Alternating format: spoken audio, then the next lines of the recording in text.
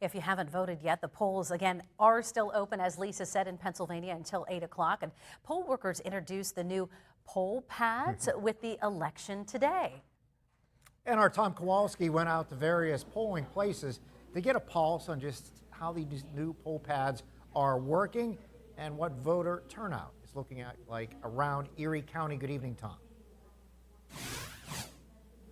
Yeah, good evening, Mike and Eva. Now I've got some good news and I've got some bad news. Now, the good news is that the polling pads across the county seem to have gone off without a hitch, with little to no complaints that we've heard of or have been reported to. But unfortunately, the bad news is, as we've been saying all night, the turnout has been incredibly low. Now, these polling places say many of them have seen a fraction of the eligible voters coming through in their districts, even with people coming off of work right now, maybe a few more people coming through. But ballot workers, both behind the scenes and in front of the scenes, are taking the time to remind people of the importance of not just voting, but give a behind-the-scenes look of what it's like in the voting office.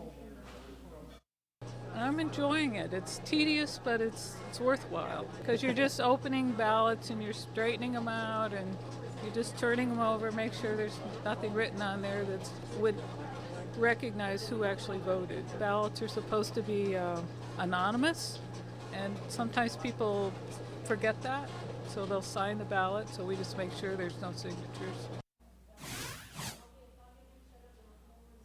Now, of course, though, all the ballots and votes that they've received do not include the 18,000 mail-in votes that we were told that came into Erie County. And of course, if you still need to go by to vote, you can swing by any of your polling places. You can find polling place information on erienewsnow.com. Plus, get a neat little sticker out of it. Of course, stick with us all throughout the night for all the election coverage you can count on. Live at the Erie High School, Tom Kowalski, Erie News Now.